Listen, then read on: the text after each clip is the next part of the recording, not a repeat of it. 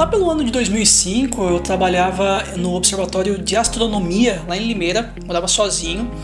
E eu me lembro que uma noite de semana eu fui visitar a igreja de uns amigos, lá em Limeira mesmo.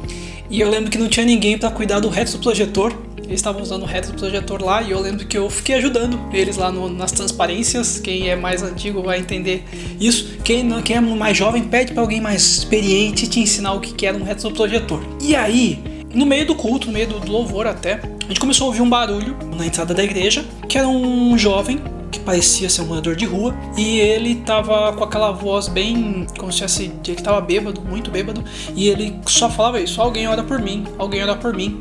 E ele falava só isso: alguém ora por mim. Então. E alguns amigos, alguns que cuidavam lá na diaconia lá da igreja, me olharam pro cara, falaram assim: olha, você tem cara de que vai conseguir lidar com isso, vai lá falar com ele. E eu fui lá conversar com esse rapaz. Minutos depois a gente tava se conhecendo melhor, conversando, ele tava mais calmo. Eu realmente tava orando por ele, o apelido dele era Chinelo, aliás. E mais ou menos uns 40 minutos depois, o Chinelo ficou tão feliz que eu orei por ele, que a gente conversou, que ele trouxe mais uns 8 moradores de rua, todos muito jovens. E no estacionamento da igreja a gente fez um círculo, conversou, orou com eles. Alguns jovens da igreja foram lá numa padaria próxima e compraram pão, mortadela, refrigerante para eles.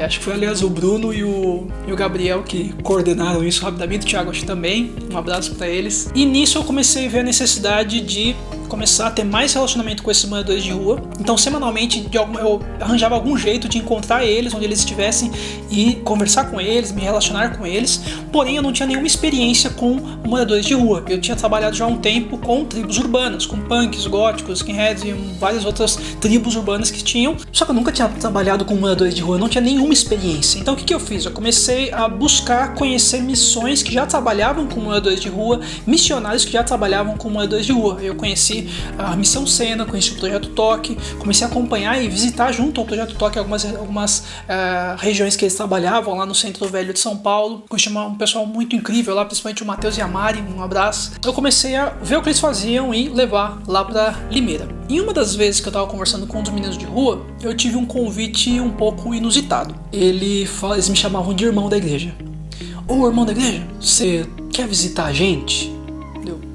Eu já tô visitando, na minha cabeça eu pensava, eles estão aqui na rua, então eu já tô visitando. Só que a gente, quando vai trabalhar com moradores de rua, a gente sempre tem que não levar respostas prontas. Às vezes a gente tem que perguntar, mesmo que a resposta seja o mais óbvio possível, a gente tem que esperar a resposta deles, né? Ouvir eles, se relacionar. E numa dessas conversas eles falam: a gente se reúne numa casa abandonada, em tal rua, em tal endereço, em Limeira mesmo, e você não pode ir lá? Eu falo: eu vou lá sim. Pausa, que isso é algo que eu não indicaria ninguém fazer. Por causa da inexperiência eu aceitei e fui lá, né? E Deus guardou. Mas é algo muito perigoso, podia acontecer algo muito sério. Eu me coloquei num risco que eu não indicaria nenhum missionário a praticar. Mas na época, pela misericórdia de Deus, Deus guardou. E proporcionou esse testemunho muito incrível. Ao chegar lá, eu cheguei na casa, eu me lembro que eu tava passando pelos escombros do que era a porta e a entrada, já vi um cheiro muito forte de urina, fezes, de drogas.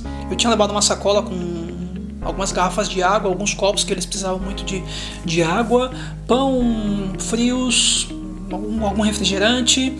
Tava lá levando para eles, e eu me lembro que eles rapidamente, os que estavam usando drogas, pararam de usar para ter um tempo comigo. Os demais eu percebi que eles estavam bem agitados, não agitados por causa de algum entorpecente, mas eles estavam bem ansiosos, bem felizes que eu estava lá, no lugar onde eles se reuniam para estar junto com eles. E eles tiveram esse nível de intimidade a ponto de permitir que eu estivesse lá. E nesse dia, eles chegaram, eu lembro que cada um deles estava passando um pedacinho, um toquinho branco, assim, que eu não sabia o que era, estava bem escuro, não tinha luz, não tinha nada, né? E eu me lembro que eles ficavam passando um pro outro, passando até que chegou perto na mão do Chinelo, que era o menino que eu tinha mais contato. O Chinelo falou assim: ah, irmão, a gente sabia que você ia vir, sabia que você ia ler a Bíblia pra gente, então a gente só tinha um pedaço de vela, a gente só tinha um toquinho de vela. Então todo o resto dos dias e o tempo a gente ficou no escuro, pra gente guardar esse toco de vela, pra você ter luz, pra quando você viesse aqui, porque a gente sabia que você ia ler a Bíblia pra gente. Você pode ler a Bíblia pra gente?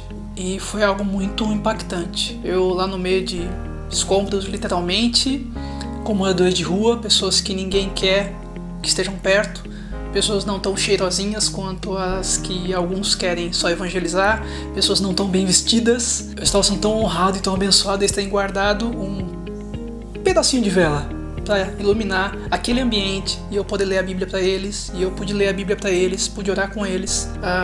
Deus faz a missão do jeito que Ele quer, porque Ele é Deus. E muitas vezes Ele faz com que a gente passe mais tempo com essas pessoas, se relacione com essas pessoas, para que em algum momento tenham experiências incríveis de libertação, de cura, de transformação. Muitas dessas eu não vi. Eu trabalhei um curto tempo com eles, depois outros amigos deram andamento, mas em Limeira era uma região também muito transitória. Os moradores de rua não ficavam muito tempo lá, ficavam no máximo 60 dias, né?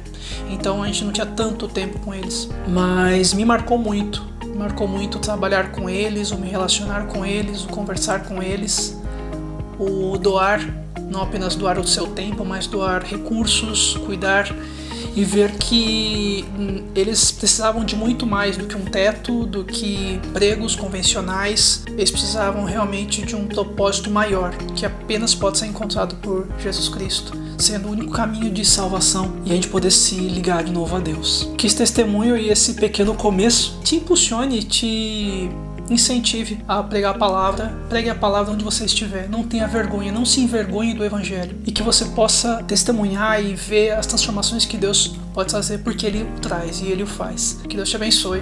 Bom, gente, por hoje é só, então. Que Deus abençoe. Se inscreva no canal, clique no sininho lá para ativar as notificações. Se você curtiu esse vídeo, curta o vídeo, assista outros vídeos que a gente produz e acompanhe a gente, apoie o Eu Missionário. A ideia do Eu Missionário é uma plataforma de ensino, mas uma plataforma acessível tanto aos missionários de carreira, de campo, de pré-campo, mas também a cristãos de igrejas locais, irmãos que praticam capelania, ou irmãos que ainda não praticam nada de evangelização ou capelania, mas que Deus tem tocado o coração, que Deus continue tocando o seu coração, até que haja uma transformação gerando ações. Amém? Que Deus abençoe e até!